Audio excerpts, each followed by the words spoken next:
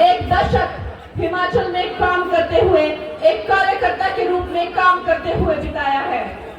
दोस्तों, इसमें कोई दो राय नहीं है कि आधुनिकीकरण की दृष्टि से, विकास की दृष्टि से हिमाचल में बहुत काम करने को है।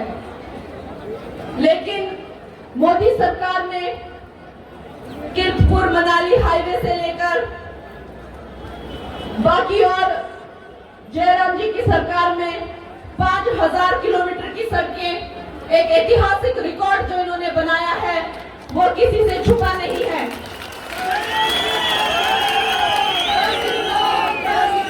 आने वाले वक्त में मैं आप लोगों को यह आश्वासन देती हूं कि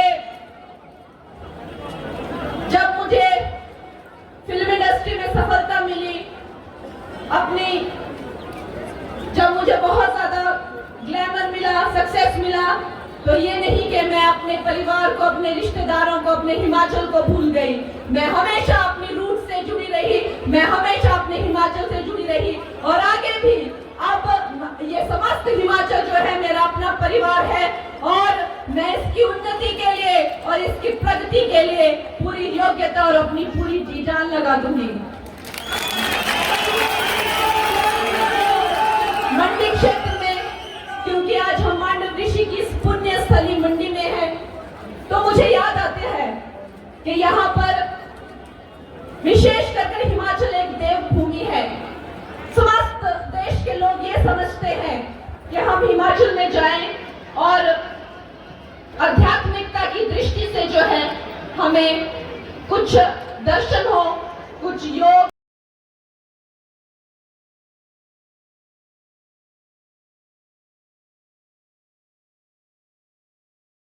निधि का प्रावधान अगर किया तो हमारे देश के यशस्वी प्रधानमंत्री नरेंद्र मोदी जी ने किया।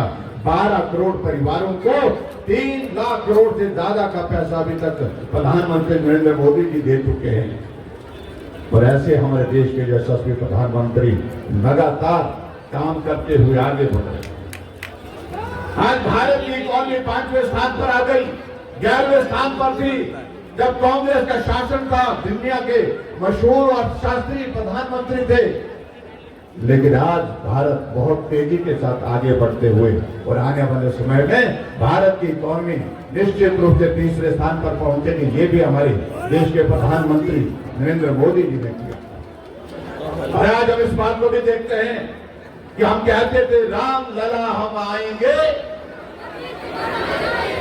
क्या बोलते थे? राम लला हम आएंगे, वो मंदिर वही बन गया। भूमि पूजन भी आपने देखा और भूमि पूजन के बाद आपने भाई और बहनों प्राण प्रतिष्ठा का कार्यक्रम भी हमारे देश के यशस्वी प्रधानमंत्री नरेंद्र मोदी जी के हाथों से होते हैं। जय श्री राम, जय जय श्री राम। धारा 370 समाप्त होनी चाहिए, ये बात कहते थे। हमारी आंखों के सामने धारा 370 समाप्त हुई। लोकसभा में, राज्यसभा में बिल पारित होकर के धारा 370 समाप्त हुई। 3 तलाक के मुद्दे पर बात हुई।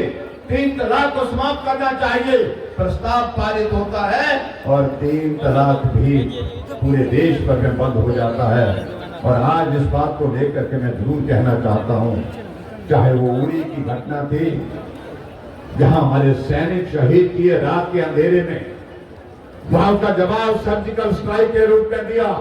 जहां पुलवामा में घटना हुई, हमारे सैनिकों के ऊपर हमला हुआ, सैनिक वहां पर शहीद हुए और उसका एयर स्ट्राइक करके जाकर के वहां जवाब दिया गया। दुश्मन अगर देश के अंदर होगा तो यहां जिंदा नहीं रहेगा, ना यहां जिंदा रहेगा। अगर देश के बाहर होगा ना वहां जिंदा छोड़ेंगे। ये हमारे देश के प्रधानमंत्री नरेंद्र मोदी जी ने करके दिखाया। इसलिए भाई और बहनों, मैं बहुत लंबी बातें करूं, मुझे लगता है कि उसकी आवश्यकता नहीं। आप काफी देर से बैठे हैं और मैं एक जरूर बात कहना चाहता हूं माताओं और बहनों के लिए, जिसका मैं जिक्र जरूर करना चाहता हूं। कांग्रेस के लोग फिर आज कह रहे हैं फार्म भरो, फार्म भरो, फार्म भरो। विधानसभा के चुनाव से पहले भी यही काम और लोकसभा के चुनाव आए तो फिर वही कह रहे हैं 1500 रुपए देंगे, ऐसी बातें कही गई थी। चिल्ला चिल्ला करके वो बोलते रहे, लेकिन महिलाओं का अपमान जिस तरह से किया, ना तब दिया और ना अब देंगे। पर आने वाले समय में तब गारंटी की अगर बात कहें भाई और बहनों, मैं बात बड़ा साफ कहना चाहता हूं, अब गारंटी तो सरकार की ही नहीं है। ये सरकार जा रही है, निश्चित रूप से जा रही है। कुछ लोग पूछते हैं कि सरकार का भाई सरकार कैसे चल रही है, हमने कहा सरकार है का। राज्यसभा की सीट बहुमत होने के बावजूद आप हार गए। जो सुखू जी कहते हैं कि जयराम जो है वो डायरेक्टर बन रहा है फिल्म का, लेकिन फ्लॉप हो जाएंगे। अरे हम तो 5 साल तक मुख्यमंत्री, आप तो 14 महीने में आपकी फिल्म फ्लॉप हो गई। क्योंकि सरकार व्यवस्था परिवर्तन की वो फिल्म जो है पूरी तरह से फ्लॉप हो गई। आज तक के इतिहास में हिमाचल प्रदेश में कभी नहीं हुआ ऐसा। 14 महीने के अंतर में ही, 14 महीने के कार्यकाल में 9 विधायक जो सरकार को समर्थन दे रहे हैं, जिसमें 6 विधायक कांग्रेस पार्टी के, 3 निर्दलीय विधायक सरकार के खिलाफ खड़े हो गए। और आज इस बात के लिए कहा जा रहा है कि हम दोषी हैं, भाजपा वाले दोषी हैं। अगर दोषी हैं तो सिर्फ कांग्रेस पार्टी के नेता दोषी हैं, और सबसे बड़े दोषी उसके लिए स्वयं मुख्यमंत्री जी हैं, क्योंकि आप सुनने की आदी नहीं है, सुनते नहीं है। ये हम नहीं कह रहे हैं, ये कांग्रेस पार्टी की आपके प्रदेश की अध्यक्षा जो मंत्री की सांसद है वो कहती है। हम जाते हैं लेकिन सुनते नहीं है, सुनाते हैं लेकिन मानते नहीं है।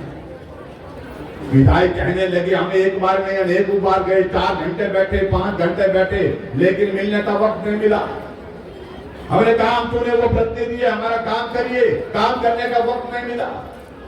और अंत में हमने फैसला किया, और फैसले के मुताबिक उन्होंने तय किया कि जलालत का दौर 14 महीने का बहुत हो गया, अब और जलालत सहन नहीं कर सकेंगे। और उन्होंने कहा कि अब आत्मसम्मान के साथ खड़े होने की आवश्यकता है। मैं बधाई देना चाहता हूं उन विधायकों को भी जिन्होंने आत्मसम्मान की लड़ाई लड़ी। उन्हें तय किया विधायक होंगे या नहीं होंगे वो बात का विषय है, लेकिन पहले ये जलालत के दौर से बाहर निकलना चाहिए, स्वाभिमान के लिए खड़े होना चाहिए, आत्मसम्मान की लड़ाई लड़नी चाहिए। उन्हें लड़ाई लड़ी, और इसलिए अब आप देख रहे हैं जो सुखू जी आजकल किसी की नहीं सुनते थे, आजकल विधायकों को पूछ के हालचाल पूछ रहे हैं।